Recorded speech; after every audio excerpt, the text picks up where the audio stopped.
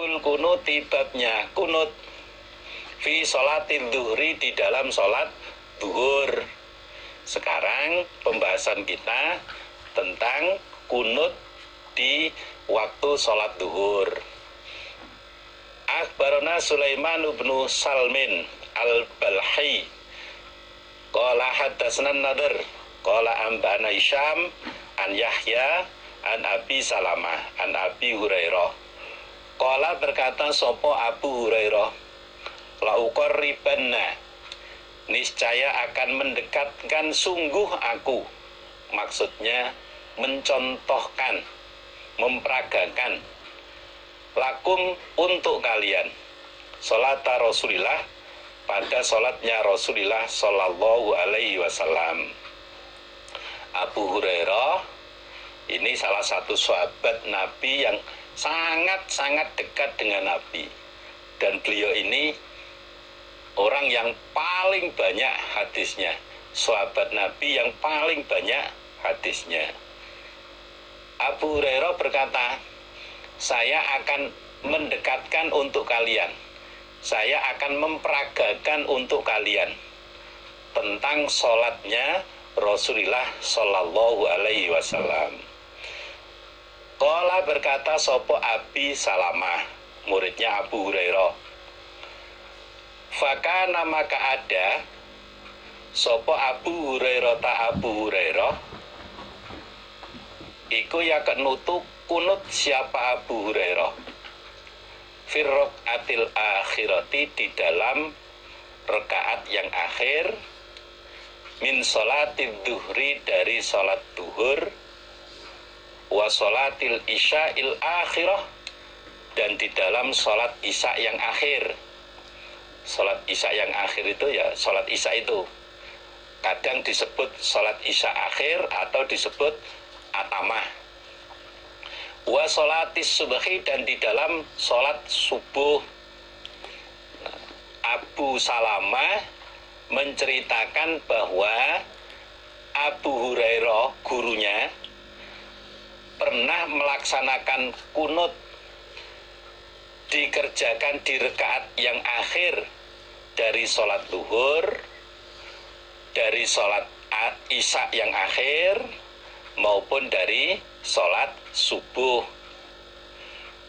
Ba'dama yakulu, setelah berkata sopo Abu Hurairah, sami Allahu liman hamidah, sami'a semoga mendengar sopo Allahu Allah, liman pada orang, hamidahu yang memuji dia, hu pada Allah.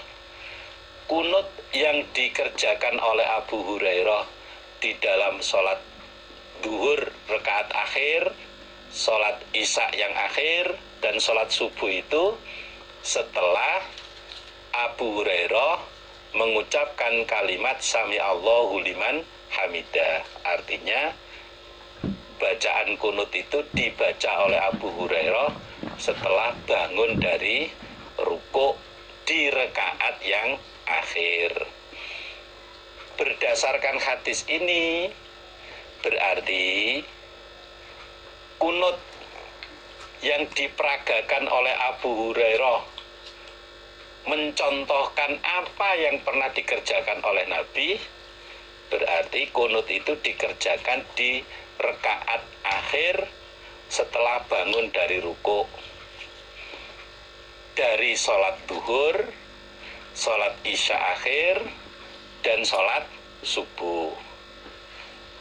Dari sini bisa kita ambil pelajaran bahwa kunut itu dikerjakan di 5 waktu sholat.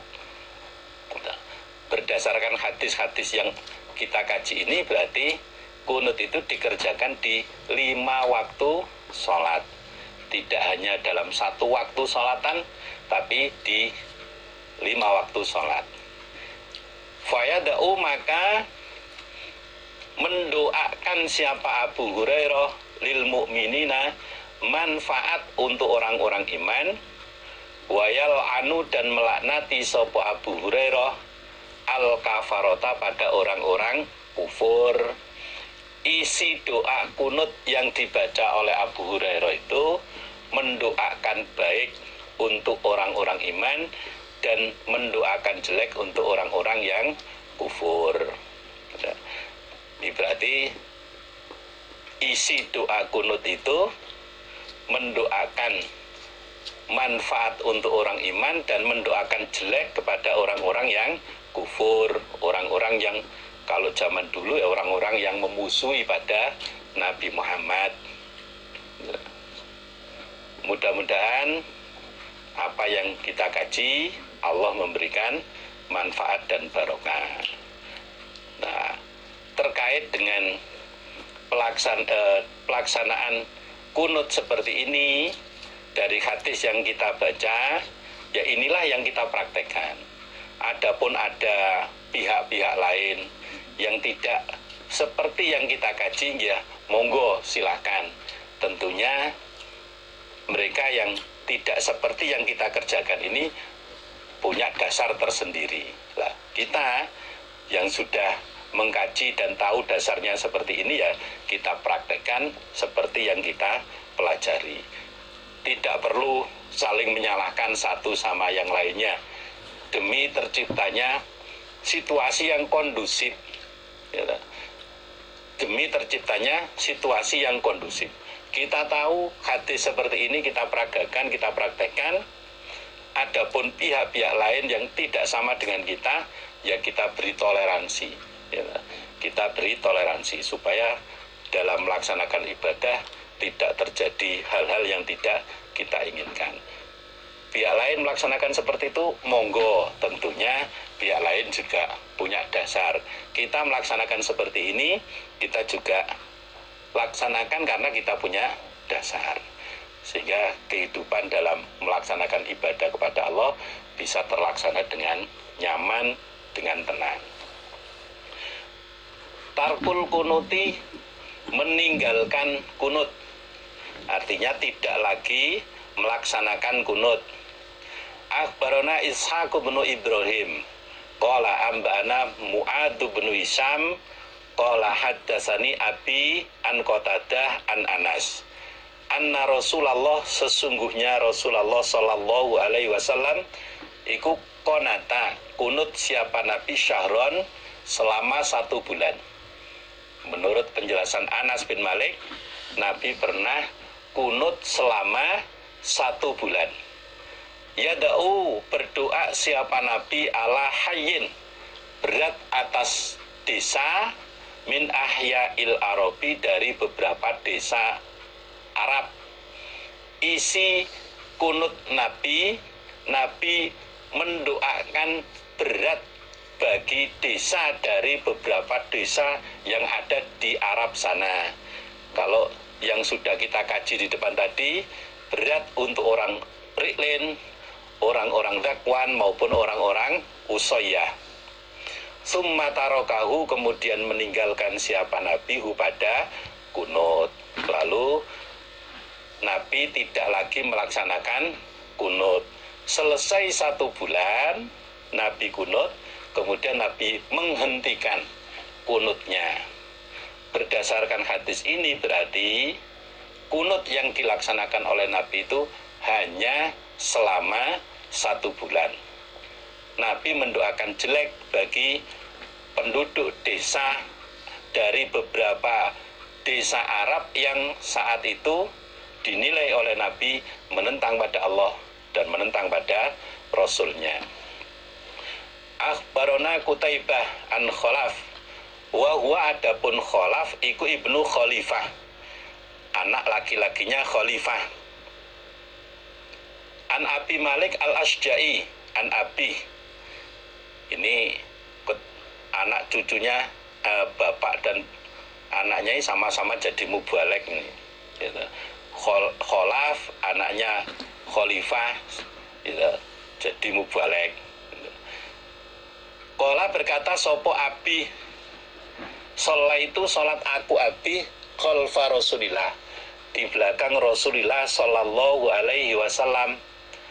Falam yaknut, maka tidak kunut siapa Nabi.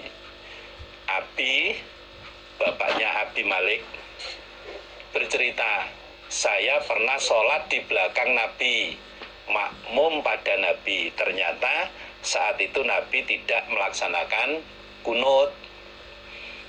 Ketika ada kalimat Nabi tidak kunut, berarti Nabi pernah melaksanakan kunut. Kemudian dihentikan oleh Nabi. Wa shallaitu, dan sholat aku Abi khalfa Abi Bakrin, di belakang Abu Bakar. Falam yaknut, maka tidak kunut sopo Abu Bakar. Saya juga pernah sholat makmum pada Abu Bakar, ternyata Abu Bakar tidak kunut. Wa shallaitu, dan sholat aku Abi khalfa Umar, di belakang Umar. Falam yaknut, maka tidak kunut siapa? Umar. Kata Abi, saya juga pernah sholat makmum pada Umar bin Khattab, namun Umar bin Khattab tidak melaksanakan kunut. Wa shallaitu, dan sholat aku Abi khalfa Utsmana, di belakang Utsman. Falam yaknut, maka tidak kunut siapa? Utsman. Saya juga pernah sholat di belakang Utsman, makmum pada Utsman bin Affan, namun kenyataannya Utsman tidak melaksanakan kunut. Falam wa shallaitu, dan sholat aku Abi, wa shallaitu, dan sholat aku Abi khalfa Aliyin, di belakang Ali. Falam yaknut, maka tidak kunut siapa? Ali. Saya juga pernah sholat di belakang Ali, makmum pada Ali. Ternyata Ali juga tidak melaksanakan kunut. Ini dilihat dari hadis ini, berarti Abi ini orang yang dekat dengan Nabi, dekat dengan Abu Bakar, dekat dengan Umar, dekat dengan Utsman, maupun dengan Ali. Tahu apa yang dikerjakan oleh Nabi, dikerjakan Abu Bakar, Umar, Utsman, maupun Ali. Tahu secara langsung. Summakola, kemudian berkata sopo Abi, ya bunayya, wahai anakku. Anaknya Abi yaitu Abi Malik. Inna, sesungguhnya kunut iku bid'atun, bid'ah. Lalu Abi menyampaikan kepada anaknya yang bernama Abi Malik, wahai anakku, sesungguhnya kunut itu bid'ah. Artinya, ketika tidak terjadi apa-apa, ketika tidak terjadi masalah, kemudian kunut, menurut penjelasan dari Abi, berarti itu masuk kategori bid'ah. Dan kunut itu dilakukan juga batasannya selama 1 bulan. Sekali lagi saya tegaskan bahwa yang kita kaji seperti ini, kita yakini ya seperti yang ada dalam hadis ini, yang kita praktekkan juga seperti apa yang kita kaji dalam hadis ini. Adapun pihak-pihak lain yang berbeda dengan apa yang kita kaji dan kita praktekkan, kita tidak perlu menyalah-nyalahkan. Tentunya pihak lain melaksanakan yang berbeda dengan kita, tentunya punya dasar tersendiri. Yang lebih penting